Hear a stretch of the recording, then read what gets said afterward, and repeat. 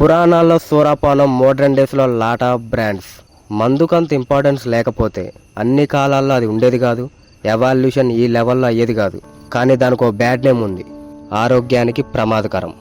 నిజమే, డ్రైవింగ్ రాని ప్రతి డాష్ గార్డ్ బండెక్కితే ఆ డ్రైవింగ్ చాలా డేంజరస్. డ్రింకింగ్ రాని ప్రతి డాష్ గార్డ్ బాటిల్ ఎత్తితే ఆ డ్రింకింగ్ చాలా చాలా డేంజరస్. మ్యాక్సిమం పర్సంటేజ్ డ్రింకింగ్ చేయడం తెలియకపోయినా డ్రింక్ చేసే వాళ్ళ వల్లే ఆల్కహాల్కి బ్యాడ్ నేమ్ వచ్చింది. దారుణాలన్నీ వీళ్ళ వల్లే. వీళ్ళని కంట్రోల్ చేయడానికే alcohol is injurious to health అని వార్నింగ్ లైన్స్ పెట్టాల్సి వచ్చింది. ఈ బేవర్స్ నా కొడుకులంతా షాపుల దగ్గరికి వెళ్ళి వాటర్ బాటిల్ తాగినట్టు టకా టకా తాగేసి బ్రెయిన్ దొబ్బెట్టుకొని హెల్త్ దొబ్బెట్టుకొని ఒళ్ళు తెలియకుండా వాగడం, విచిత్ర చర్యలు చేయడం వల్ల పాపం మందుకు బ్యాడ్ నేమ్ వచ్చేసింది. కానీ బేసిక్గా చాలా మంచిది. మెడిసిన్ కూడా రాంగ్ వేలో తీసుకుంటే పాయిజనే. వీళ్ళు ఆ మెడిసిన్ని రాంగ్ వేలో ఎక్కువగా తీసుకొని పాయిజన్ చేసేశారు. సరిగ్గా తీసుకుంటే ఇట్స్ ఏ బ్యూటిఫుల్ ఎక్స్పీరియన్స్. దాని వాల్యూ ఏంటో తెలియాలంటే డే టైం అంతా వర్క్లో బిజీగా ఉండి ఈవినింగ్ ఇంటికి రాగానే వర్కౌట్ చేసి నైట్కి ఫ్రెష్ అయ్యి టెర్రస్ మీదనో లేక వాడి పర్సనల్ రూములోనో ప్రాపర్గా అరేంజ్ చేసుకొని బాటిల్ ముందు పెట్టుకొని గ్లాసులో కొంచెం మందు పోసుకొని ఐస్ క్యూబ్స్ వేసి సోడానో లేక కూల్ డ్రింకో కలుపుకొని ఒక్కొక్క సిప్పు తీసుకుంటూ తల వాల్చి రిలాక్స్ అయ్యేవాడిని అడుగు, దాని వాల్యూ అంటే చెప్తాడు. ఓ నలుగురు రూమ్మేట్స్ ఉంటే మావా నైట్కి మందు కొడదామా అని ఎవడో ఒక్కడంటే ఒక్కొక్కడి బాడీలో బోలెడంత ఎగ్జైట్మెంట్. బ్రైట్ ఫేసెస్తో నైట్కి మందు కొడదామని ఫిక్స్ అయిపోయి మనీ అరేంజ్ చేసుకొని అన్నీ సెట్ చేసుకొని అంతే ఎగ్జైట్మెంట్తో నైట్ వరకు వెయిట్ చేసి నైట్ అవ్వగానే ఇద్దరు రూమ్ అరేంజ్మెంట్స్ చూసుకుంటే ఇద్దరు బాటిల్స్ కోసం షాప్కి వెళ్ళి సూపర్ హీరోస్ల బాటిల్స్ తీసుకొని చాలా కేర్ఫుల్గా రూమ్కి వచ్చి డోర్ వేసి బాటిల్స్ మధ్యలో పెట్టి రౌండప్ చేసి ఒక్కొక్కడి ముందు ఒక గ్లాస్ పెట్టి మామా నువ్వు ఈ మందు పోసుకో, నువ్వు ఈ సోడా వేసుకో, నువ్వు ఈ స్టఫ్ తీసుకో అని ఎంతో ప్రేమగా మందుని షేర్ చేసుకుంటారు.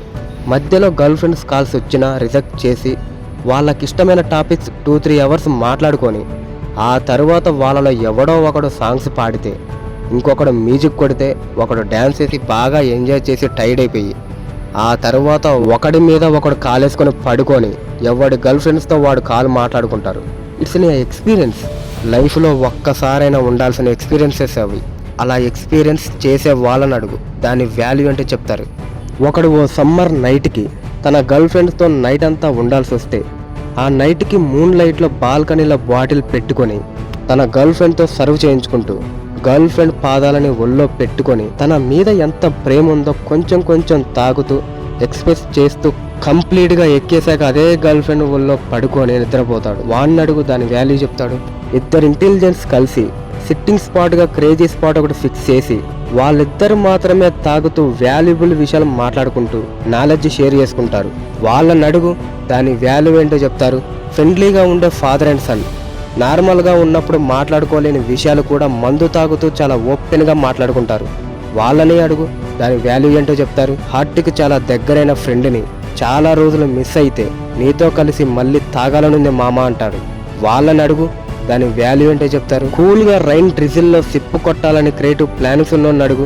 ఫేవరెట్ లొకేషన్లకి మందు గ్లాస్తో చైర్స్ కొట్టాలనే డ్రీమ్స్ ఉన్నోని అడుగు. లైఫ్ జర్నీలో తగిలిన ఎవరినైనా మర్చిపోతామేమో కానీ హార్ట్ఫుల్గా మనతో చైర్స్ కొట్టినోన్ని ఎప్పటికీ మర్చిపోలేం. ఇప్పటికే మర్చిపోలేని కనెక్షన్స్ అన్ని మందు గ్లాస్ దగ్గరే ముడిపడి ఉంటాయి.